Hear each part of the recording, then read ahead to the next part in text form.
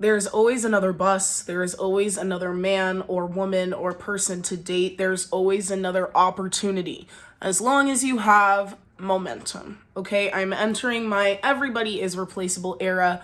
What is this vein in my neck? Not with my friends, okay? I think in building strong foundations with friendship, that is your best investment of your time when it comes to your community, your extracurriculars, your social life.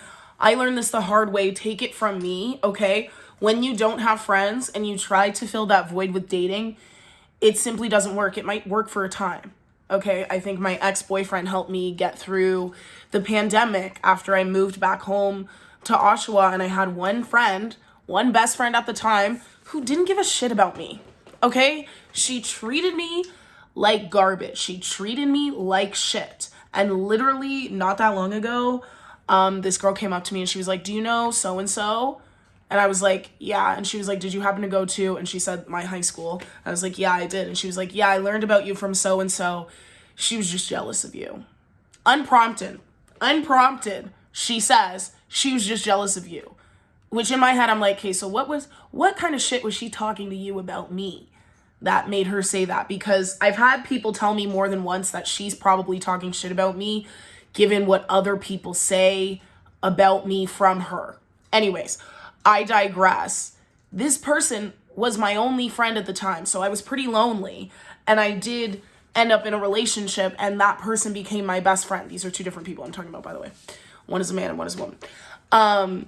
My ex-boyfriend definitely helped get me through the pandemic, because the only other people I had were my small family, who was going through it at the time because my grandfather had just passed and everything was changing and people were moving and amalgamating, and it was a hard time for everybody, and obviously it's COVID, and so you need somebody, right? And you fall into a relationship and you end up being really dependent on a person, because if you don't have good friends around, like the girl who was my best friend clearly was talking shit about me and actually didn't give a fuck about me. She literally put me in a car with a bunch of people who had just been exposed to COVID at her work without telling me, and didn't give a fuck. And then when I first got my new place, she invited a person over without telling me again for the first time to see the place.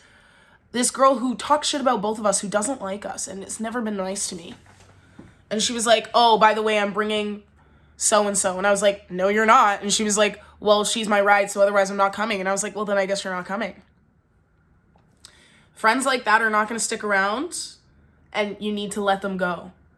Because now the friends that are in my life, it took me a few years to get reacclimated in Canada and to like build a community of friendships and people that I can engage with and hang out with that I didn't have before, specifically like after that friendship breakup. But it did happen, and it took time, and it wasn't easy, and you do need to sometimes go out of your way to reach a hand out. Sometimes you do need to send the message on Instagram, hey girlie, I know we've been talking about hanging out, let's hang out. Or hey, like I know we I don't know, you could both go to the same class together, maybe you know each other that way, you could live in the same place, whatever it is. Extend that hand, because 9 times out of 10, all these bitches are lonely too, okay? 9 times out of 10, when you send that message to try and connect and start that friendship, that person is also seeking that community. All of us have been raised really isolated. Okay, not all of us, but a lot of us have been raised really isolated due to like late stage capitalism and not having that third place. Do you know what I mean? And even if you have that third place that you go to occasionally because of late stage capitalism, we're also individualized and we're on our own zones. We're not always trying to like meet people. So it can be hard. So if you have even a chance of like connecting with a new person who could be a friend, do it. Send the message, put in that extra effort rather than putting that effort into dating. That's my advice. In my experience, longevity comes from the friendships. Fulfillment comes from the friendships. The memories you want to make them really, you do want to make them with people who are sticking around. It can be fun. Dating can be fun, and it should be fun. If it's not fun, you shouldn't do it, okay? And it can be fun, but I realized like I was trying to find that third place somehow, some way. And in some ways it can be easier to use a dating app than to like find a friend in a way, like in this life and times. So I totally get that, and I've totally been there, but it is a better investment in your longevity, like happiness community wise, to try to focus a little bit more of that attention towards friendship. That being said, it's not always going to work. Not all of those hands that you extend to try and create a friendship, like a lot of people don't know how to be friends these days. And what I mean by that is just like people, not just like, yeah, people are busy, but again, that momentum is important, and you need somebody who has that same momentum as you. And if they don't, then it's not going to work. You're not going to see each other multiple times long term.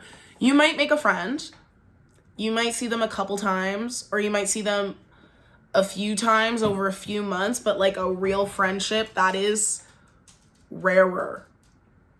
And you do have to put in effort to find it, but I promise you it's worth it once you do. So you might, like, I've definitely started some friendships here in Toronto that have ended because their communication was shit, or they stressed me out for whatever reason, or we just weren't like compatible friends. That happens. Okay, that happens. There's people that I like, but like our schedules are just so different, or we don't live close, or whatever it is. It makes it so that we're not like serious friends. Like, we're friends, but finally this year, or the past like however many months, I felt like, wow, I have like real friends, and it's made my life so much more fulfilling and easier to focus on, because I always prioritize my friends over dating. Like, I always am like, oh, on the weekends I'm probably gonna be hanging out with my friends, and if people ask me on a date, I'm usually like, I don't know, I think I might be hanging out with my friends, because we usually do. So I kind of have to play it by ear. Like, I always leave that slot open because it's more fulfilling, it's more fun, and it's just better. It's just better, and that should be primary, and dating should be tertiary. That's my advice. Okay, let me know what you think. Love you. Bye.